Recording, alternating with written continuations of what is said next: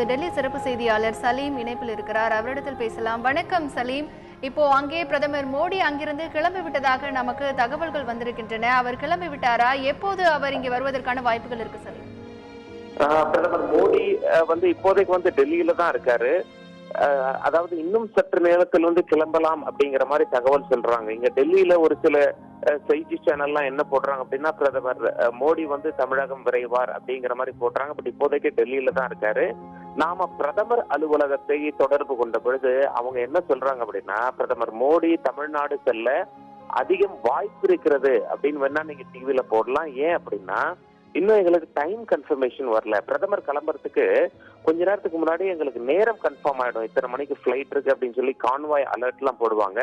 இன்னும் convoy alert போர்ட்ல flight டைமும் அனௌன்ஸ் பண்ணல.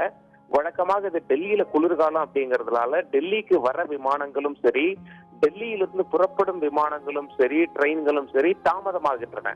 ஏன் அப்படின்னா, இங்க அந்த குளிர்காலம் அப்படிங்கிறதுனால அந்த பனி அப்படியே இறங்கி இருக்கும். அதனால அந்த விசிபிலிட்டி அப்படின்னு சொல்லி ஆங்கிலத்துல சொல்லுவாங்க. அதாவது ஒரு 100 மீட்டர் அப்படி இல்ல ஒரு 200 மீட்டருக்கு பார்வை சரியாக நமக்கு தெரியாது என்ன இருக்குது. இதனாலதான் விமானங்களும் ட்ரெயின்களும் தாமதமாகுது. இதன் காரணமாக ஒருவேளை பிரதமர் தாமதமாக கூட கிளம்பலாம் அப்படிங்கிற மாதிரி சொல்றாங்க. எந்த ஒரு உறுதியான தகவலும் இல்லை. பிரதமர் அலுவலகம் என்ன சொல்றாங்க அப்படின்னா, பிரதமர் நரேந்திர மோடி தமிழகம் கிளம்ப அதிக வாய்ப்பு இருக்கிறது, நேரம் இன்னும் உறுதி செய்யப்படவில்லை, நேரம் சற்று நேரத்தில் உறுதி செய்யலாம் அப்படின்னு சொல்லிட்டு நாங்க எதிர்பார்க்கிறோம் அப்படிங்கிற மாதிரி நமக்கு தகவல் சொல்றாங்க.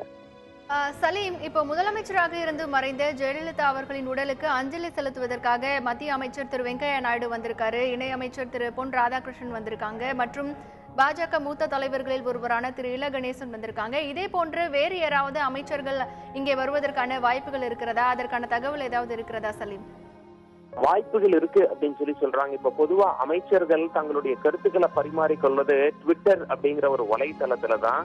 நிறைய அமைச்சர்கள் அவங்க இது சம்பந்தமா அவங்க மெசேஜ் கொடுத்திருக்காங்க தமிழ்நாட்டு மக்களுக்கு.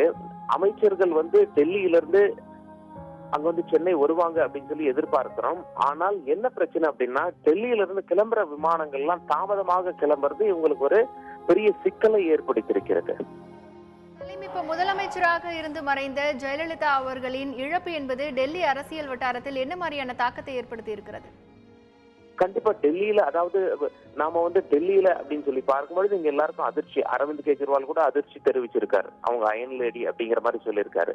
இன்னொன்னு, நாடாளுமன்றத்துல அப்படின்னு சொல்லி நாம பார்க்கும் பொழுது சுமார் 50 எம்பிக்கள் அதிமுகவை சேர்ந்தவர்கள் சட்டம் நிறைவேற்றுவது என்றாலும் இல்லைன்னா ஒரு சட்டத்தை அதாவது அரசியல் சாசனத்துல திருத்தம் கொண்டு வரும்போது அதுல விருப்பம் இல்லை அப்படின்னு சொல்லி சொல்றது பெரிய செக் வைக்கிறதுக்கும் அதிமுகவால் முடியும். அதிமுகவின் முடிவு பாஜகவுக்கும் சரி காங்கிரசுக்கும் சரி மிக மிக முக்கிய முடிவாக பார்க்கப்படுகிறது. ஏன் அப்படின்னா, லோக்சபாவிலும் ராஜ்யசபாவிலும் சேர்த்து சுமார் 50 எம்பிக்கள் இருக்கும் காரணத்தினால் அதிமுக இந்தியாவில் ஒரு மிகப்பெரிய கட்சியாக, மிகப்பெரிய சக்தியாக பார்க்கப்படுகிறது.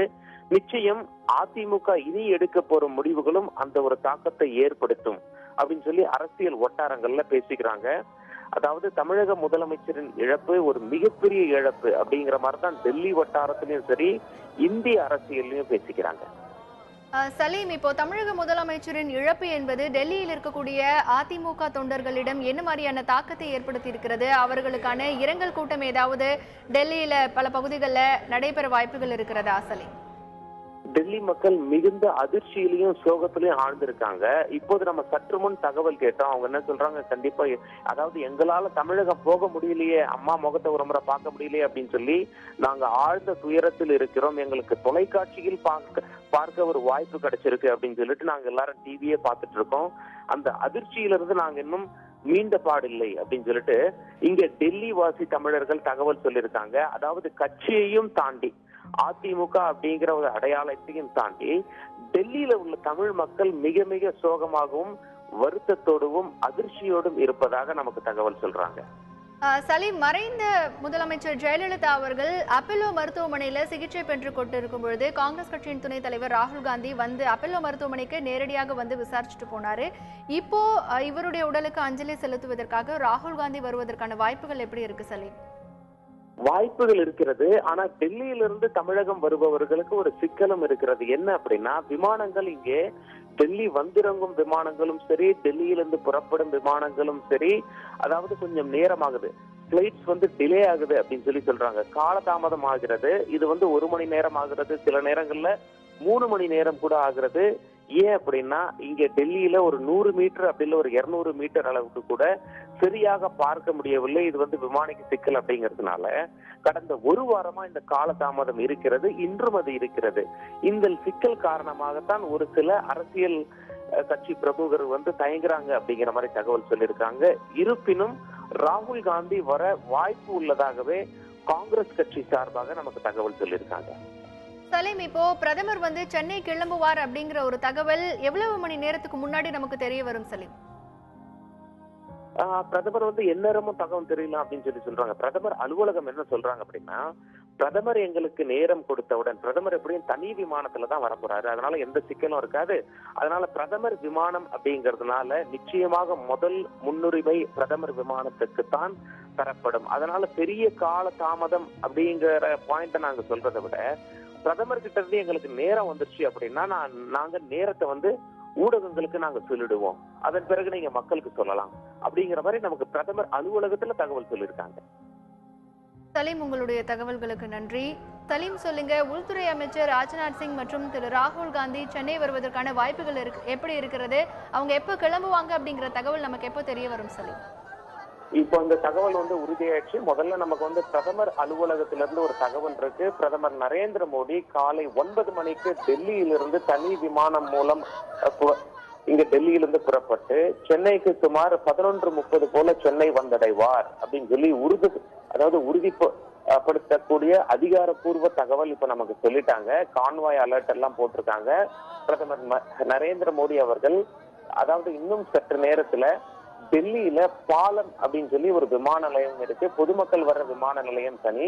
பிரதமர் வந்து எஸ்பிஜி பாதுகாப்புல வர்றதுனால அவருக்கு தனி விமானம் இருக்கு. அதாவது ஜனாதிபதி ஆனாலும் பிரதமர் ஆனாலும் பாலம் விமான நிலையத்திலிருந்து டெல்லியிலிருந்து கிளம்பித்தான் மற்ற இடங்களுக்கு செல்வார்கள்.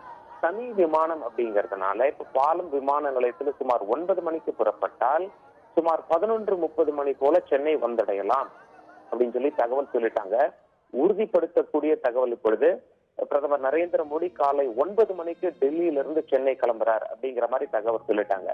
அதே போல உள்துறை அமைச்சர் ராஜ்நாத் சிங்கும் விமானப்படையினுடைய விமானம் ஒன்று தயாராக இருக்கிறது அப்படின்னு சொல்லி தகவல் சொல்லியிருக்காங்க. 11:30 மணிக்கு மேல ராகுல் காந்தி அவர்கள் இதே போல தனி விமானம் மூலமாக சென்னை வந்தடைவார் அப்படிங்கிற மாதிரி தகவல் சொல்றாங்க. அதாவது எஸ்பிஜி ப்ரொடெக்ஷன்ல உள்ளவங்க எப்பொழுதுமே வர ப்ரோக்ராம வந்து ரொம்ப ரகசியமா வச்சிருப்பாங்க கடைசி வரைக்கும். இவங்க எல்லாம் சிறப்பு பாதுகாப்பு, உச்சகட்ட பாதுகாப்புல இந்தியாவுல இருக்க தலைவர்கள் அப்படிங்கறதுனால இவங்களுடைய மூவ்மெண்ட்ஸ கடைசி வரைக்கும் ரகசியமா வச்சிருப்பாங்க. இப்ப தகவல் வந்து அதாவது உறுதிப்பட சொல்லிட்டாங்க. எஸ்பிஜி என்ன பண்ணுவாங்க, டெல்லியில இருந்து இந்த மாதிரி பிரதமர் வந்து சென்னை செல்கிறார் அப்படின்னு சொல்லி தகவல் தெரிஞ்ச உடனே தமிழக காவல்துறைக்கு தொடர்பு கொள்வாங்க. தமிழக காவல்துறைக்கு தொடர்பு கொண்டு இணை ஆணையர் அப்படிங்கிற ரேங்க்ல உள்ள ஒரு ஆபீசர் மேற்பார்வையில அனைத்து பாதுகாப்பு நடவடிக்கைகளும் மேற்கொள்ளப்படும். தமிழக காவல்துறைக்கும் தகவல் சொல்லப்பட்டு விட்டது அப்படின்னு சொல்லிட்டு நமக்கு இங்க டெல்லியில இருந்து பிரதமர் அலுவலகத்துல இருந்து தகவல் சொல்றாங்க. ஆக பிரதமர் நரேந்திர மோடி அவர்கள் சென்னை வருவது உறுதியாகிவிட்டது. 9 மணிக்கு டெல்லியிலிருந்து புறப்படுகிறார். 11:30 போல சென்னை வந்தடைவார் என்பது குறிப்பிடத்தக்கது.